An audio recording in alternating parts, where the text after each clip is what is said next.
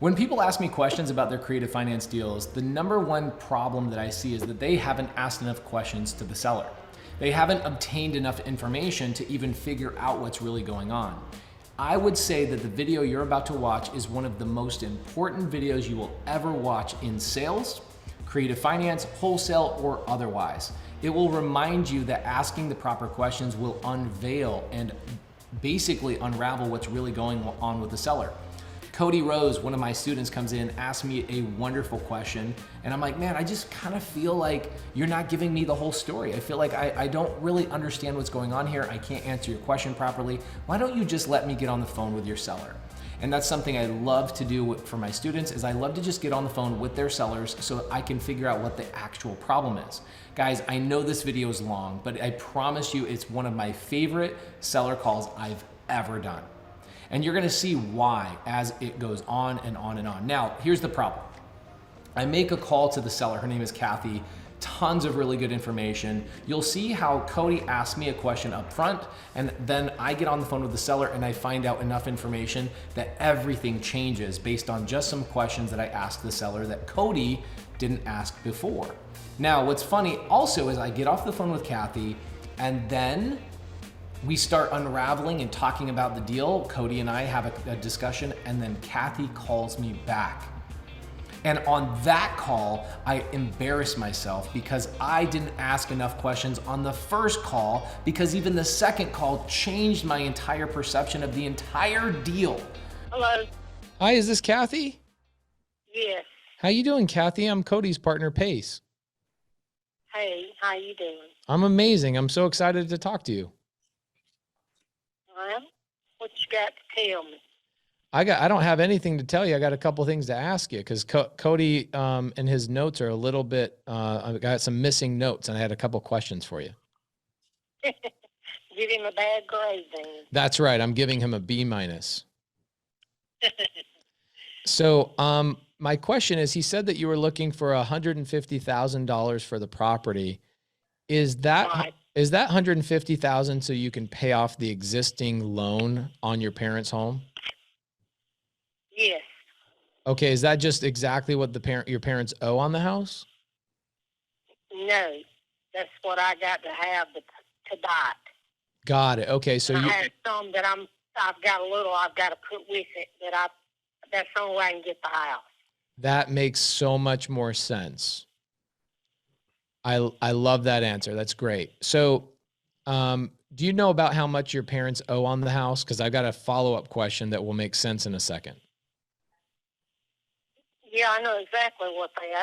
Well, no, I don't really. I've got to talk to the people, because even what they owe, the house wouldn't appraise for that. So I don't know what their solution is going to be, what they're going to make me pay. But it's quite a bit of money. Got it. Okay, so I've got an idea, and I want to throw this by you. So Okay. if I'm going to buy this house, we're not going to buy it with cash. We're going to go get a loan from a bank. Okay? Because we buy a lot of houses. So if we bought all of our houses with cash, oh my gosh, I'd have to be the son of Bill Gates or something, you know? Yeah. So we've got to get loans on houses. And what's going to happen is I'm going to go get a loan from a bank to pay off the loan from your parents' bank. And essentially, the only people make money in that transaction are both the banks. So Yeah. would you be willing to let me just take over the payments on your parents' house and give you some cash on top of that? No. Why is that? Because it's my family home and it's going to be handed down in my family. Okay, so you're not want selling it. I don't want anybody else on the property. No. Okay, so you're not looking to sell the house. No. I'm looking to sell the one in Florida. I'm not looking to sell my parents' house. Got it. Okay. I'm looking to buy it. They had a loan on it, and I've got to buy it. Okay. So here's my question. All my money's tied up in two properties, and I've got to sell both. One, I'm not going to make money on because I've only been paying on it a few years. I bought it from my sister, and she died. Got it. I've got to sell it, but I'm not going to get but about maybe 10 or 15 if I'm lucky. Okay, so Kathy, Because, can I ask you a question about your mom and dad's house? If you're trying to buy that, why don't you just make yeah. the payments on your parents' mortgage? Why do you have to buy it?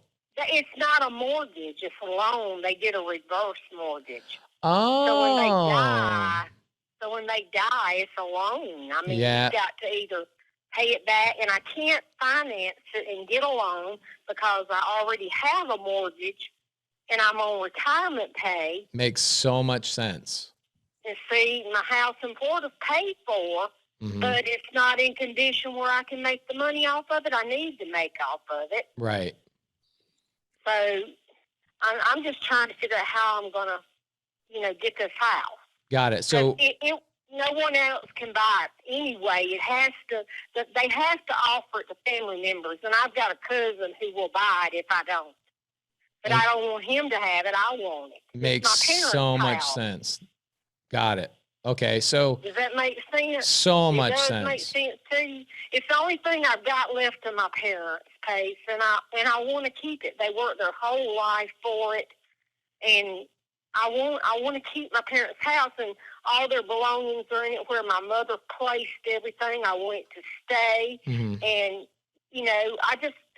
it's all I've got. It makes me feel close to my mom and daddy, and I want to keep the house. I love this, and I think that's exactly what you need to be doing. Well, I can't unless I can come up with $150,000. Okay, so That's what I'm short, and that's what I've got to come up with. okay, well, you've got 2 houses in Florida that you're selling for 150, or just one? No, I've got one in Florida and one in Mississippi. Okay, which one is the one that Cody wants? The one in Florida. Got it. Okay, that's why he wrote an alligator right here. That makes so much sense. I got it now. Yeah. Okay. Because, So see, it's right outside of Tallahassee pace. And Tallahassee, I knew when I bought that house years ago, 30 years ago, longer than that now. But that's how long I paid on it. I knew when I bought it that Tallahassee would expand outward. It has to. It's a capital city. It's a college town, and almost all the property in the city is already, taken up. right. So the only thing you can do in a city like that is go to the suburbs, and they start spreading out. Right. And so that property value is going to keep going up. It's not going to go down. Yeah, I agree with that. Because it's gone way up Right. since I bought it. So, I hate my house is damaged, but, I've lost my baby sister. She was only 39. Then I lost my nephew. Then I lost my brother. I lost my mother. And I lost my father. And I've been here taking care of all of them. Mm-hmm. And I couldn't attend to my needs and take care of my property and my investments because I had to take care of my family. Right. And I've lost everybody. I've got a brother, but he's on drugs, so he is of no use to me. Right. And my nieces and nephews, they're all spoiled, rotten brats at this point in time. I've got one that's 30-something. She's beginning to grow up and helps a little, but the others don't do anything because they're kids. They don't even know what life is yet. Where would where would all these people be without you? I don't know because I don't know. Seems like you just help everybody. Yeah, Daddy and I got the bad end of the stick. There's always people in the family that do case, always. I agree. It's always the ones that sit back and do nothing and expect everybody to give everything to them. And then there's the ones that are like my brother that he's extremely bright. I mean, he could have done anything he wanted to, anything. But he wouldn't apply himself and got into drugs instead. Right. And once they do that, they're not going anywhere. So the house in Florida, do you think 150 is a good deal? I'm not sure. I wasn't quite sure until right now that you were talking about the one in Florida. Is it a good deal for who? For somebody like us, like an investor. Well, yeah. I mean, the house has to be either repaired or torn down and another one built. Okay. Because it's got water damage to it. Got it. How much? I don't know because I hadn't been there. Cody has. He's seen it. I let him go in it. Got it. But you know, I know it's got mold and it's got, you know, some issues because the ceiling leaked, and I had just remodeled the house and just put down new floors in it and painted it. And Where do you live, Kathy? Where do you live? well, right now I'm in my parents' house. Got it. Okay, great. So that house in Florida is vacant. We got to do something with it. Right. Okay. And I've had people offer me money, but it's not enough. It's nowhere near enough. So, you know, I told Cody I'd let it sit there and fall to the ground, and because the value of the land is going to go up simply because of where it is. Right, but where does that put you on buying your parents' house? You know what I'm saying? Well, it won't put me anywhere. But if I don't get 150, I can't buy it anyway, because this is not a situation where you can put down some of the money and they'll let you stay. What if we pay the balance of the loan? What about I cannot do it. What about the mobile home point, or the other mobile home you got? No, I don't know why that keeps coming up. I've already told Cody, no, there's no way. It's not for sale. It has nothing to do with anything. Got it. Okay. Why does he keep bringing that up? They have to have a lot of work done to them, and we've been trying to do the work and get them repaired and get them back to where I can rent them, because my daddy was sick and couldn't. I do not want to sell my mobile homes. If I wanted to do that, I wouldn't need a broker of any kind. There are plenty of people around here that would snap it up in a hurry. Got it. I don't want to do that. That's going to be how I'm going to take care of myself. Right. Okay. Got it. So you got some. My income. You got I've income got to on have those. some cash. Got it. Yes, and I'm not going to sell it under any condition, and I'm not going to use it to try to get loans or any. I'm not going to put it in any danger, because that's what my parents did with this house, and I begged them not to do it. Got it. Okay. And I still don't know why they did it. I don't. They weren't thinking right. That's all I know. Okay. And then my brother came in, took the money, and spent it anyway. So you think the house in Florida is a tear down? I don't know. I mean, no, I don't think that, because I think that someone's, like I told Cody, all right, when you have to pay other people to do the work, yes, it is expensive. If you are somebody buying it that you flip houses and you do the work yourself, no, because it's not going to cost you as much because you're doing the work. Do you understand what I'm saying? Yeah. So when the right person comes along that does that kind of stuff, and they know they can fix it and it won't cost them, somebody like me, let's say I had to get it fixed and I can't do any of the work. So, I'm going to have to pay everybody to do everything. Yeah, it's going to cost. Yeah. So, you got to have somebody that'll go in there and fix it, and knows that they can turn a profit on it. Because I've seen houses in a lot worse situation than that they flipped and fixed and made big bucks on. Because like I told you, I know for a fact that the value of where that house is, it will go up. You can take my word on it. Yeah. Okay. Got it. Well, I've got all the information I need. Cody was just making scribbles of like alligators and crocodiles fighting each other. I had no idea what his notes meant. So now I know everything. Let me do this. I'm going to touch base with Cody, and I'm going to touch base on what he thinks the renovation cost would be. And then what we'll do is we'll touch base with you. The only thing I know, I don't know what the cost of the inside damage will be, but I did get estimates on the roof. I got an estimate from one of the best roofing companies in Tallahassee, and I got an architectural estimate and a metal roof.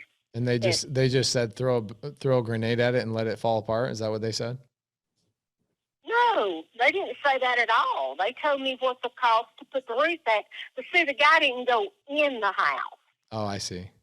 So it may have to have trusses or, and then when you get inside, I know there's mold in there because it's rain and the floors are warped. So you don't know when you start pulling everything out exactly how extensive the damage is going to be. Got it. That's true of any time you have water damage or well, I don't know what other kind of damage. Wind damage maybe, but fire you would know because it ain't gonna be anything there. Or crocodile damage. Crocodile damage. I don't think we have any crocodiles around that I know of. I've never seen. Now snakes, we do.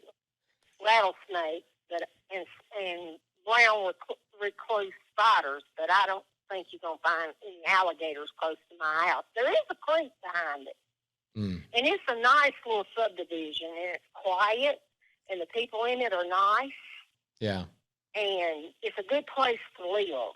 And it's right there on 27, so it's very convenient. Yeah. And you're only 8 miles, to Tallahassee. Love so it. That's why I'm saying I know I'm not stupid. I just right now I'm in a pickle, and my family put me in the pickle. Yeah. But if you have to choose between your family and your belongings, which do you choose? You take care of yourself. Well, I didn't take care of myself. I took care of my family. Right. Well, because I love my family, and I don't have them anymore, and I spent every moment with them that I could, and that's all I'm ever going to have until I die and we go to heaven. Right.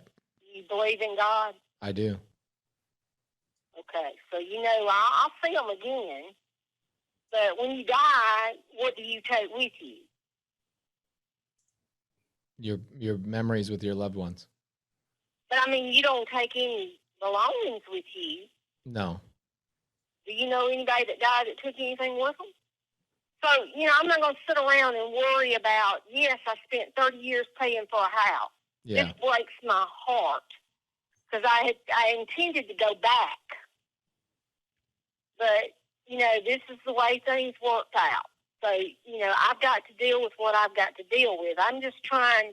I know eventually the right person will show up and they will say, I want this house. Right. I can fix it. I can make money, or I just want to live here. Right. Maybe they just want to repair it and live there. The right person will come along. I just don't have much time to sit around waiting on them. And I don't know why Cody called me that day, but he did. And I don't know why I answered, because normally I wouldn't talk to somebody like that. I don't know him. Yeah. I don't know anything about y'all. I don't know anything, but something told me to answer the phone, so I did. I love it. And I talked to him, and I like Cody. He sounds like a really nice young man. You sound nice. But if y'all can help me, that's wonderful. But, I have my own decisions that I've made about what I will and will not do. And I'm not, going to get involved with anybody on my deeds and all that kind of stuff because it is my family. I get it. I totally get it. I don't want strangers on it. And I think you would feel the same way if you were in my position. I already do feel the same way, and I'm not in your position. So I'm not, I don't know what my answer is. I'm still working on it. I have not given up. I'm sure there's something I have not thought of. And, I've got several different paths I might possibly be able to take. I don't know, it's just a matter of making it all work. If I could get enough out of both houses, I could go down on the one in Florida, but I can't.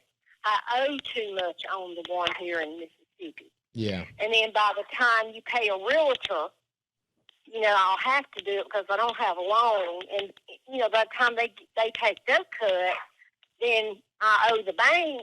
So I will get absolutely, if I get $10,000, I'll be doing good. Got it. And all that would help me do is maybe pay off a few debts. Okay. So, that's not going to solve the problem right there. That won't do it. So either I can find somebody to buy that place in Tallahassee, or I can't. I don't know. Well, let me do this. We'll give you a call back in a couple of days. I'm going to work with Cody on what we think we can do, and maybe we can help you. Maybe we can't. Well, I've always known there was a chance you can't, but I was hoping you can. Maybe you know more people than I know, and maybe you know somebody that. Yeah. Well, let's give me a couple of days to strategize with Cody, and we'll get back in touch with you. And not everybody's in a hurry, has to make money right away. Some people can sit on an investment. Right. I just but I'm not in that position right now. Honestly, But either are anyway, we don't want to be, we're not in that position either. We do all of our stuff within 6 months. But I don't, I don't, I don't know why Cody keeps mentioning my trailer park, because that was not even, I don't even remember telling him about the trailer park, but I guess I did. Yeah. But, I mean, it's not something that, it's not a big, huge money maker or anything like that. It's just small, and it's just a way for me to have a little supplement to my income. As I get older, I will need it. I don't have any family, so makes sense. I'm gonna be on my own, trying to take care of myself. I won't have anybody coming in and taking care of me. Right. And I don't want to go to a nursing home. But anyway, just whatever y'all, if you can help me, then I appreciate it, and that would be fantastic. And I don't think you can make 30 or 40% off of it. But, sometimes if you even make anything at all, it's better than making nothing. Right. Right. Well, Can we call you in a couple of days? You can call me in a couple of days. You certainly can. Okay, great. Well, I appreciate you, Kathy. Thank you for filling in the gaps for me. Well, thank you for speaking with me. No problem. We'll talk to you in a couple of days. Okay. Thank you, Paige. Have a good evening. You too. Bye-bye. Bye-bye. So sometimes the reason why I like calling sellers is because I'm so good at getting information in like 10 seconds. I already knew about the reverse mortgage and what was going on there, Cody, really, really quick, right? It was the same thing. If go back to Lawrence, right? The private lender at the very beginning of the Zoom, yeah. I have zero hesitation asking somebody how much money they have. Do you know what I'm saying? Most people, when they're talking to a private money lender, are like, should I ask him how much money he has? Right? Or asking somebody how much money they owe on their house is such an important conversation. That's why when a lot of times people will come in here, do you guys know why I call sellers a lot of times? One, I love it. But two, a lot of times when I'm hearing people ask a question, I'm like, there's missing information here. I can't give you good advice with the information I'm being given. And Cody, this is no criticism of you at all, but bro, you've done a great job building rapport. Apparently you're some FBI agent, about a mobile home park she never brought up to you, right? But the thing is for you is that the thing I want you to take away is that there was probably 4 or 5 questions in the very beginning that you hadn't asked yet. Right. You gathered a lot of information, you built a lot of rapport, but there's some key elements of what's the 150 for? And then you were like, yeah, I think so. I think that's to pay off the house, but it's not to pay off the house. It's to pay off the house and put some cash in her pocket. Now we got a different conversation going, right? Right. Then we found out we got a reverse mortgage on that house. And that's why she can't just take over payments, is because there are no payments on the reverse mortgage. The reverse mortgage company is calling the note due. Do you know what that means, Cody? That means that once that the deed's transferred, you have to pay up, basically. No. The deed in a reverse mortgage, you don't even need the deed to transfer. They just need notification. They find out whether that person that they loan the money to is still alive or not.